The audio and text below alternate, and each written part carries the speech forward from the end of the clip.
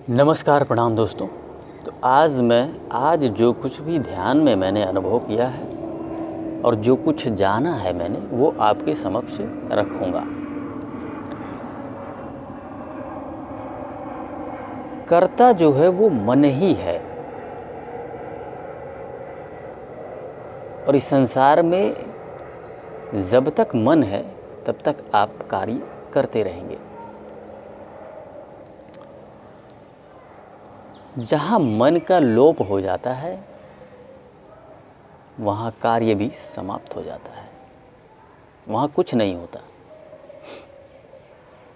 वहाँ सिर्फ एक चीज़ होती है और वो है आनंद। और यही होता है ध्यान में। जब मैं ध्यान करता हूँ, इनिशियली दो चीज़ें होती है, एक चेतना और एक मन। लेकिन फिर कुछ देर पश्चात मन भी पूरी तरह से लोप हो जाता है और बचती क्या है, वो है चेतना। जब आप इस स्तर पे पहुंच जाते हैं ना, तो वहाँ पे आनंद ही आनंद है, क्योंकि मन है ही नहीं। मन का काम क्या है, सांसारिक चीज़ों में भटकते रहना।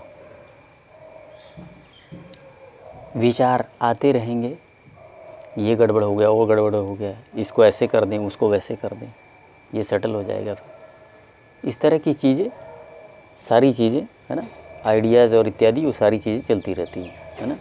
याद, आइडियाज़ सब वो मन में आते रहते हैं। लेकिन एक ऐसा जो है समय आता है ध्यान में जब मन पूरी तरह से लोप हो जाता है। तो असलियत में हम सब लोग जो इस भौतिक जगत में कार्य कर रहे हैं ना, वो मन के कारण ही कर रहे हैं, ये जान लीजिए। जहाँ मन की समाप्ति, वहाँ कार्यों की भी समाप्ति।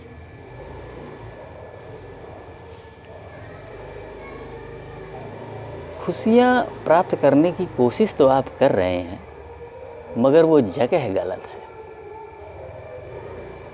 आप इसी भौतिक जगत से लेना चाह रहे हैं ना खुशियाँ, गलत है जगह, नहीं मिलेगा। मिलेगा तो थोड़ा सा, लेकिन उसके बदले में जो दुख और गम मिलेगा वो भारी मात्रा में मिलेगा। लेकिन यहाँ आपको जो मिलेगा वो भरपूर मात्रा में मिलेगा और उसके बदले में कुछ नहीं मिलेगा। आप उठा के देख लीजिए इस भौतिक जगत में, जहाँ जहाँ से आप खुशियाँ प्राप्त करना चाहेंगे, वहीं से कई गुना भर के आपको गम मिलेगा। प्रैक्टिकल बात कर रहा हूँ। लेकिन ध्यान में जब आप ध्यान की उस अवस्था में पहुँच जाते हैं जहाँ आपको दो चीज़ें दिखती हैं, एक है चेतना, एक है मन, ठीक है, और आप, और एक है आप ठीक है, तीन चीज़ें हैं, आप हैं, मन है और चेतना है। जब आप मन को छोड़ के चेतना के साथ संलग्न हो जाते हैं, तो दिमाग में चल रही, मन में चल रही सारी उथल पुथल, वो सब वहीं समाप्त हो जाती है और आप परमानंद में पहुंच जाते हैं, जो कि आत्मा जो है उसका स्वभाव है।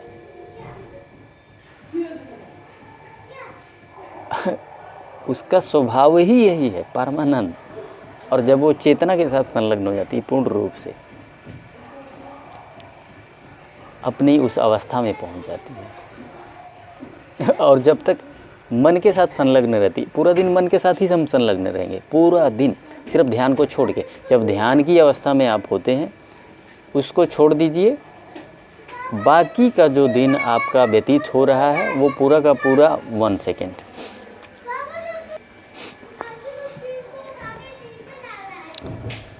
तो पूरा दिन जो है हम मन के साथ ही संलग्न रहते हैं।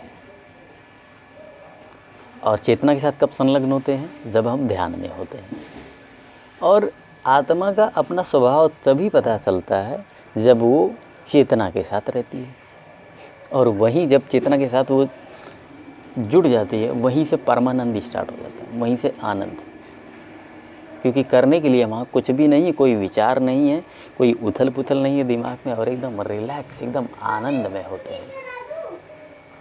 तो यहाँ से आनंद प्राप्त कीजिए।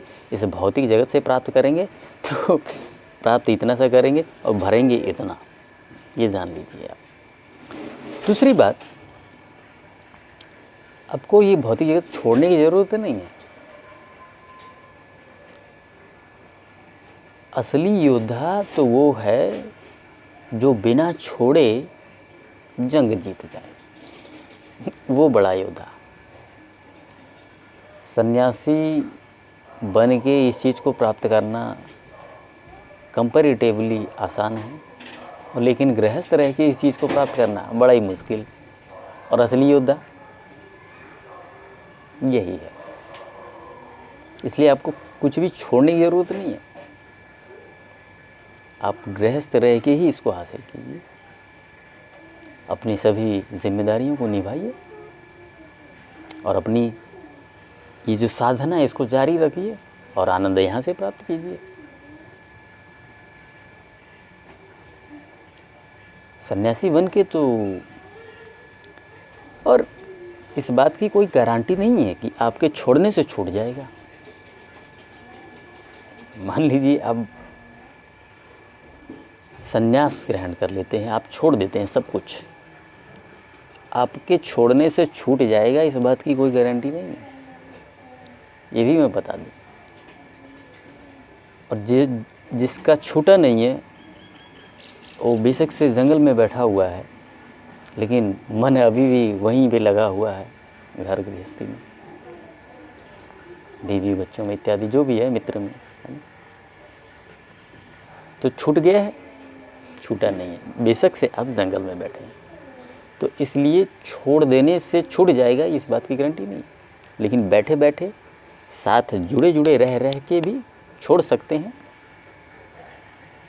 डेफिनेटली छोड़ सकते हैं।